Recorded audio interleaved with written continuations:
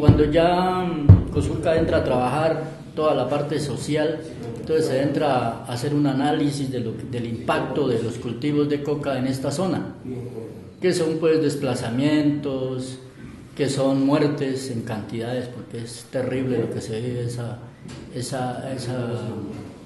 el apogeo de la coca trae mucha violencia, mucha descomposición social. Entonces COSURCA entra a trabajar esa parte social y muchos agricultores deciden arrancar con un proceso de erradicación voluntaria de esa coca. Nosotros tenemos acá mucho material donde se demuestra que la gente sola puede hacer esos procesos.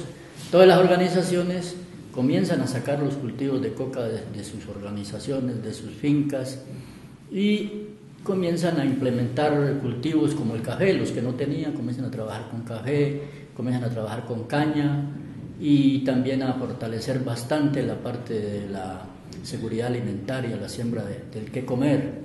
Entonces yo creo que una de las razones por las cuales la gente haya cambiado de cultivo ha sido un trabajo social, más que todo, un trabajo, digamos, dentro de la base social, digamos casi que psicológico.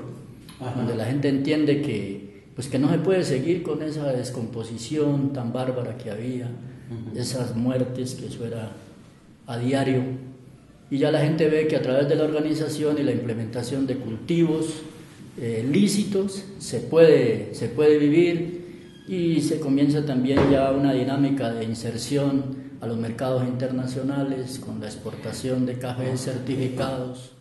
Los carteles de la mafia, ajá, esos eran los que pues ponían a funcionar mucho dinero en las regiones.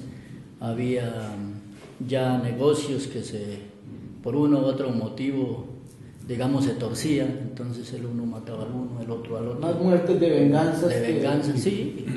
Y entonces ahí cayeron muchos campesinos en esas matanzas, y la gente pues se comenzó a dar cuenta que en realidad esa no era en realidad la salida, y fortalecen sus organizaciones, COSURCA jalonando todo ese proceso. Y es así como hoy pues los cultivos que existen son en escalas mínimas. Ya realmente la coca que queda es muy poca. Y eso pues la ha venido golpeando el Estado ya con sus fumigaciones y todo eso. Entonces la gente cree que es mejor uno solo erradicar su cultivo a que vayan a fumigarle la finca completa, incluido el bosque, incluido sus cultivos lícitos. Entonces la gente ha ido encaminando hacia cultivos lícitos. Muy importante, y puede ser una organización exitosa económicamente, pero si no tiene claridad política, termina en problemas. Claro. Y puede terminar en cualquiera de los bandos. Ajá. Puede terminar sin querer en cualquiera de los bailes de los dos bandos y desaparece. Ajá. Entonces, digamos que el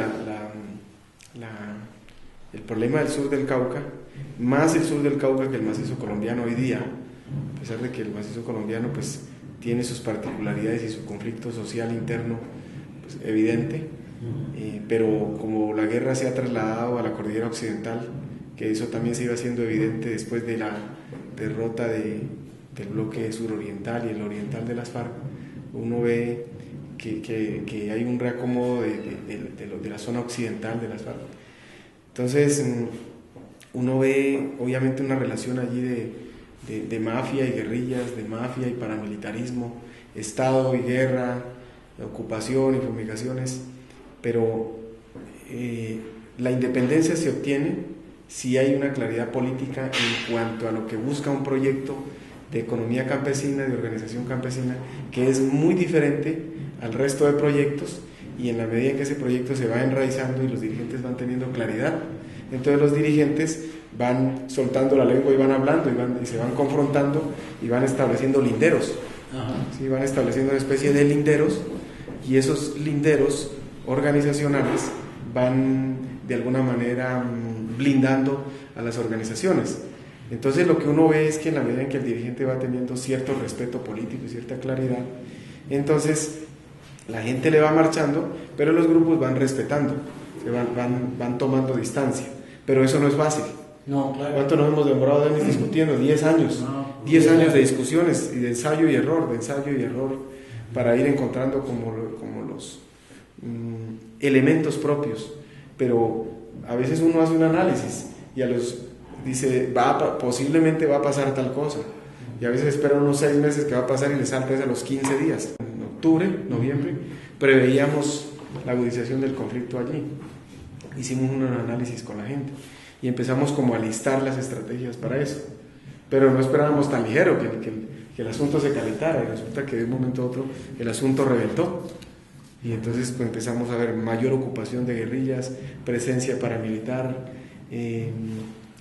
todo un movimiento, ¿sí?, de grupos armados, y eso preocupaba mucho porque ellos empiezan a querer incidir en las organizaciones. Pero a la fecha nosotros vamos sacando la organización creciendo y bien, ¿sí?, creciendo, moviéndose,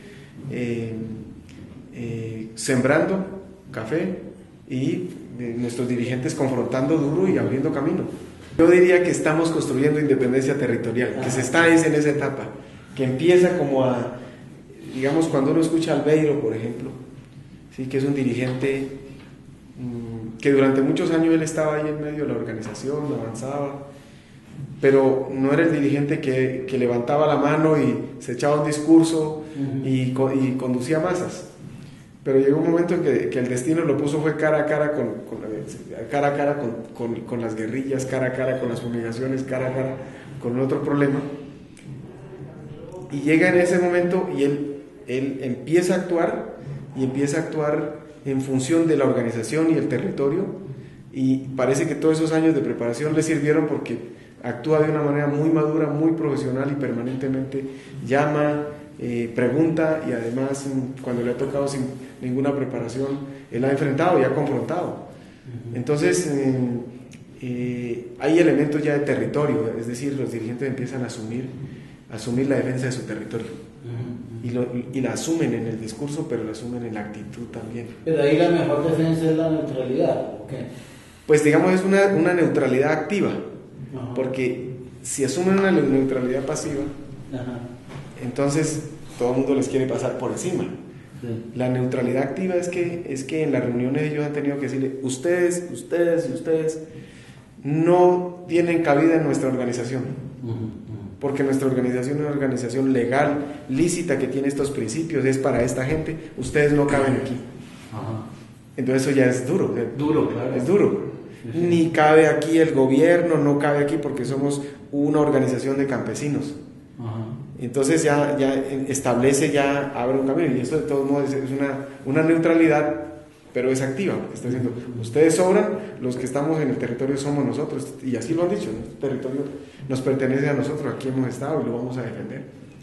¿Sí? Entonces, en la medida en que se van consiguiendo los proyectos, por ejemplo, este último proyecto, llega un proyecto donde la gente no ha tenido la posibilidad de beneficiarse de esa manera, ven los insumos, todo el mundo se pone a sembrar, todo el mundo, eso genera unas dinámicas, es muy diversa la situación.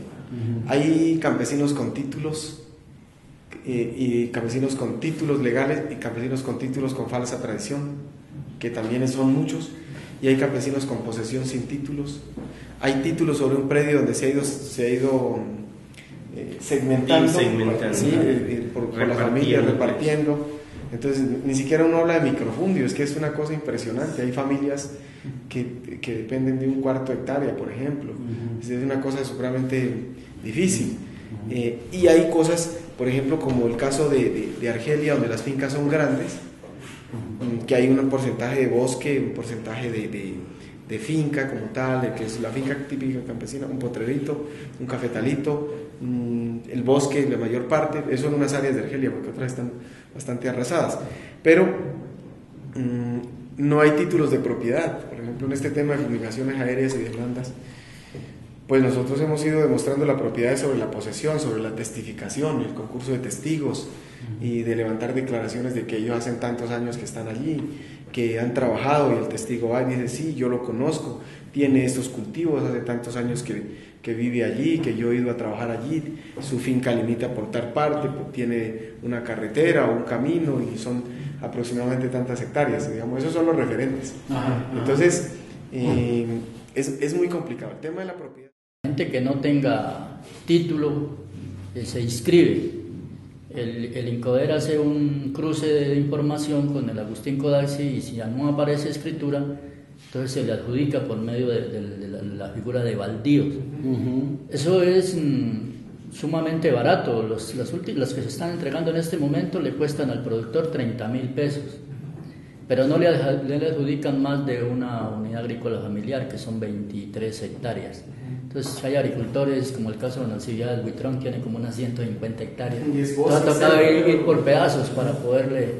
eso. Pero la parte que decía el ingeniero René de la posesión, que hay unos que tienen unas escrituras, pero que el papá murió y todo eso, esas sucesiones, pues hemos venido hablando de un posible convenio que se contraten unos abogados para que hagan eso por prescripción de dominio, porque es que al municipio le conviene que la gente legalice, porque es que esos predios no pagan ni impuestos, pues, ¿no? Entonces la guerrilla se ha pegado de eso para decirle a la gente no se pongan a sacar con mucho interés de lo que está pasando, pues se hizo aquí un análisis de las perspectivas del cambio de gobierno. O sea, qué estaba pasando, qué cambios estaban dando, o sea, perspectivas frente a lo que había pasado en esos 8 años, frente a lo que hubo antes y lo que se venía ahora, o sea, qué pistas estaba dando el actual gobierno en temas de resarcimiento de daños y todo esto, pero todavía no hemos profundizado. Se empiezan a crear algunas rutas que vuelven como a retomar viejos caminos que se quedaron ahí atrasados, que era, digamos, como una especie de, un camino que se venía trabajando, incluso que empieza a sentirse el cambio cuando llega el gobierno de Pastrana. Caminos frustrados, digamos, que quedaron ahí.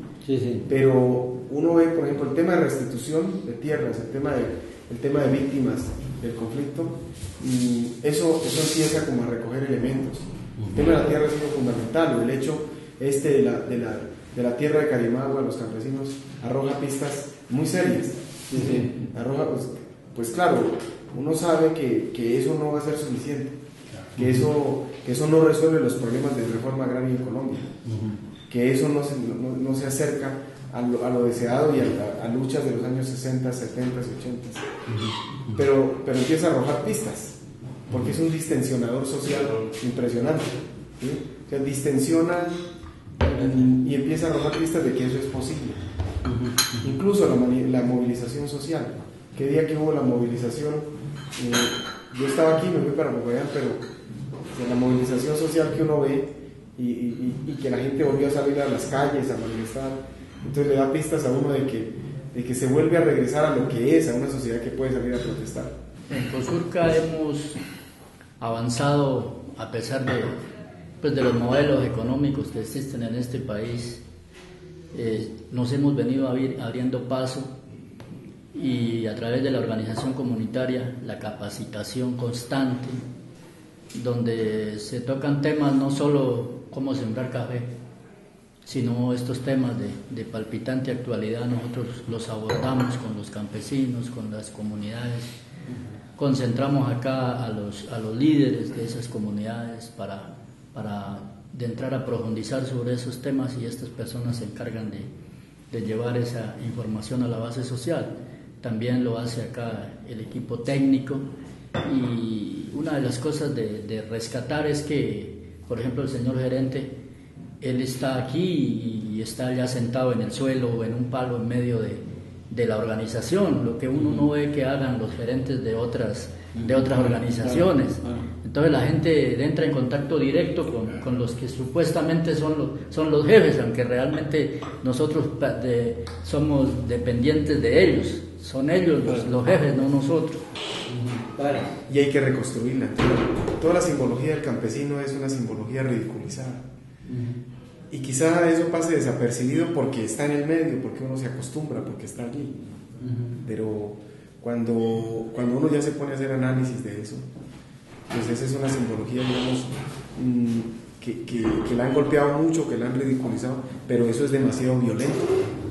Sí, es demasiado violento porque lo que estaba explicando Denis tiene mucho sentido cuando hay un ente rector de la caficultura en Colombia que habla del café, pero no habla de las personas que producen el café. Entonces, digamos, se habla mucho del producto, pero no de quien le agrega el valor. Entonces ahí hay significado sobre el café, pero no significado sobre las personas. Acá tratamos de darle la vuelta. Es demasiado descomunal porque no solamente es ese discurso, son todos los discursos. Son todos. Y son los actos, por ejemplo, el acto de la fumigación al café, a las casas, a los potreros, es un acto de desvalorizar totalmente la relación del hombre del campo y su tierra. Entonces, es que uno recuerda, por ejemplo, los calendarios, los almanaques estos de la Caja Agraria, ¿sí? Que eran muy bonitos, muy bien hechos, pero siempre el doctor estaba muy bien dibujado. Bien vestido. Pero el campesino siempre estaba con la ruana, la alpargata y los pantalones rotos. Ajá, ¿sí? ajá. Entonces, siempre un mensaje de que el que va de afuera es el que lleva la verdad absoluta. Entonces, acá se han replanteado muchas cosas. El diálogo con la gente, por ejemplo, lo que estaba explicando Lupercio hace rato de la erradicación, también Denis. Aquí, para poder erradicar la coca, digamos, no se erradica porque el gobierno mande, sino porque son principios, digamos, principios de vida. Entonces hay que discutirlo con la familia, hay que discutirlo con los hijos, hay que entrar allá a la cocina y hablar, y dejar hablar, dejar que ellos hablen. ¿Y por qué van a cortar la coca? Porque es que cortar la coca es tan sencillo como decirlo, pero írselo a plantear a una familia. Cortar la coca es quitarle los zapatos al niño para que vaya a la escuela. Cortar la coca es quitarle los cuadernos, y cortar la coca es quitarle la comida. O sea, corte la coca y no coma. Y cuando uno se enfrenta a esa situación, Claro. pues una vez que estábamos aquí con los compañeros, planteamos una metodología, diálogo suficiente, abierto con la familia, que ellos tomen la decisión, y sin embargo terminé enfermándome esa tarde. ¿Sí? O sea, me dio más duro a mí porque me puse a pensar lo difícil que es una decisión de esas. Claro. Pero dejar hablar, dejar actuar es fundamental, porque dejar hablar permite que el otro posicione su palabra también. Entonces, COSURCA estaba en torno a eso, o sea, en las organizaciones. Parte digamos, de la construcción digamos, de la recuperación de un imaginario campesino es dejar hablar a la gente, dejarla actuar al interior de su organización, pero eso tampoco es fácil, porque venimos de una cantidad de años que la cosa viene al contrario, que el otro es el que habla, que el otro impone. Entonces los ejercicios de poder dentro de la organización son demasiado incisivos. Entonces, bueno, en estos años, sobre la pregunta de Álvaro, es cierto que, digamos, que nosotros estamos trabajando sobre una mezcla de cosas que aparentemente podrían ser incompatibles. Hacer organización campesina y hacer empresa dentro de la economía campesina. Claro. Pero hay unas circunstancias que están marcando, digamos, pistas hacia dónde ir. Uno, hay que hacer comercio.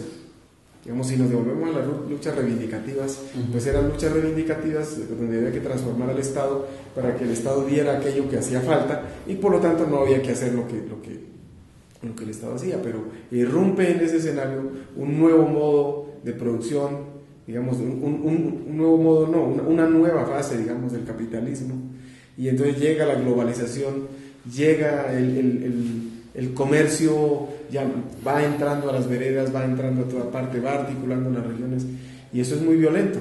Y entonces, ¿cómo le dice uno a la gente no haga mercado si las relaciones cambiaron? ¿Cómo le dice uno a los productores no haga comercio si el comercio le dice haga comercio? ¿Cómo le dice uno no se organice si el comercio lo coge solo, lo despedaza, ¿sí? Lo manipula, lo lleva, lo trae, lo convierte en una veleta? ¿Y cómo le dice uno que no se organice si la mejor manera de avanzar, digamos, en el conocimiento, en el debate, en la construcción de poder, para poder enfrentar eso y avanzar, es a través de la organización? Entonces, al campesino le toca avanzar a la misma velocidad, pero a la vez irse formando en esa velocidad que imponen los ritmos hoy en día. Entonces, pues nosotros hemos tratado de interpretar esa tempestad que también va cambiando y va cambiando. Tratamos de analizarla, de tener una idea sobre las cosas, porque no es fácil tampoco. Bueno, nosotros hemos venido también en un proceso de transiciones.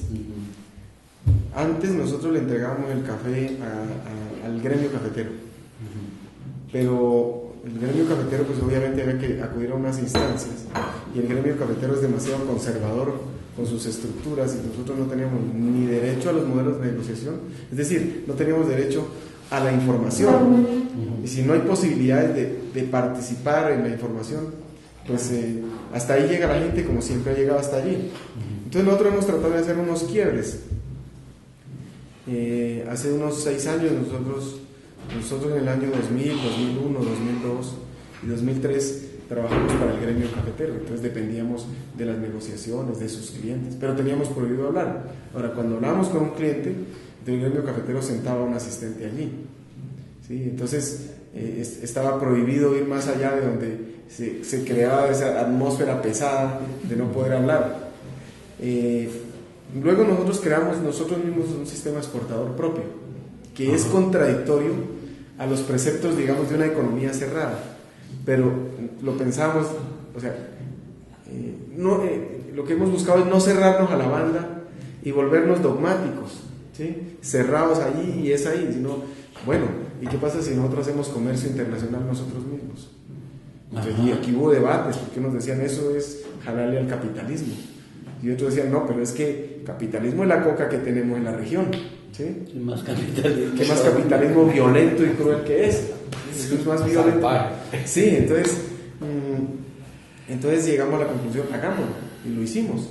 Montamos una pequeña compañía exportadora y empezamos a hacer giras, viajes, a preguntar quién nos querría comprar. Ahí descubrimos otra cosa, es que la Federación Nacional de Cafeteros, por grande que sea, una semejante estructura tan grande, tiene serias debilidades en el modelo de hoy, o en el sistema hoy, o en la etapa de hoy. ¿Por qué? Porque si bien es cierto que hay grandes corporaciones que hoy controlan a la Federación Nacional de Cafeteros, 5 transnacionales son los dueños de la federación y determinan cuánto hay que sembrar, dónde hay que sembrar, cuánto hay que cosechar y cómo se va a pagar. Eso es cierto, porque así lo ha determinado el mundo del mercado, y así lo está determinando en las regiones, y así está interviniendo. Pero uno se encuentra en el mercado con una contrapropuesta, que es que así como el mercado está diciendo, está imponiendo eso, los consumidores están diciendo, yo no quiero eso, yo quiero una relación directa con la gente, con los productores, con la gente, dónde vive, cómo es su historia, cuál es su proceso.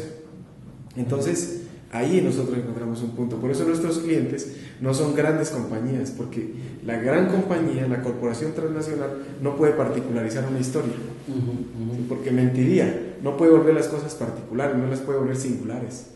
Y la gente en el mercado quiere cosas singulares, es decir, quiere sentir más personal la relación. En la misma globalización se va dando eso, de que la gente quiere sentir una relación personalizada con el otro, porque el mundo de la información y de la conectividad con el mundo. Entonces lo que nosotros hemos hecho, o sea, ir a buscarlos. Para eso creamos una pequeña exportadora de Cosurca. Y ¿se han certificado? Sí. Entonces buscamos esos mercados, hay mercados alternativos como ese, y empezamos a establecer conectividades entre organización de productores, Cosurca, la exportadora, el importador y el tostador, toda la cadena, todo, empezar a articular todo, donde hubieran diálogos, donde se pudieran dar diálogos. Por ejemplo, hay diálogos entre el tostador y un productor, por ejemplo. Claro, no es todos los días, no con todos, pero aquí se dan, aquí en esta mesa, o hace 15 días, 3 semanas, hace 3 semanas, un señor de la sierra, don Marcial, estaba conversando con los tostadores del norte de los Estados Unidos, por ejemplo, y él mostrándoles su café, y los vendedores de café en Chicago y Boston conversando para poder comprender esa relación, para ellos poder hablar a sus consumidores de cuál es la relación con los productores, ¿sí? Entonces se rompe toda esa estructura, que es algo que se viene dando en Colombia, porque eso ya se dio en Centroamérica, se dio en Sudamérica, no se ha dado en África, en donde las organizaciones empiezan a buscar su propio camino. Y las organizaciones están desesperadas, buscando un camino que les permita actuar en el mercado, pero construir una relación diferente. Entonces nosotros hemos ido recogiendo todos esos elementos, trabajándolos con la gente, y con eso tratamos de que la gente genere confianza, pueda dialogar con un tostador, con un importador, comprenda, que el campesino pueda comprender su papel en la producción, pero ya no en la localidad, sino en el mundo. Y ese sí que fue un ejercicio difícil. Ese fue un ejercicio muy difícil, porque para el campesino existe la finca, el concepto de finca, la casa y el pueblo.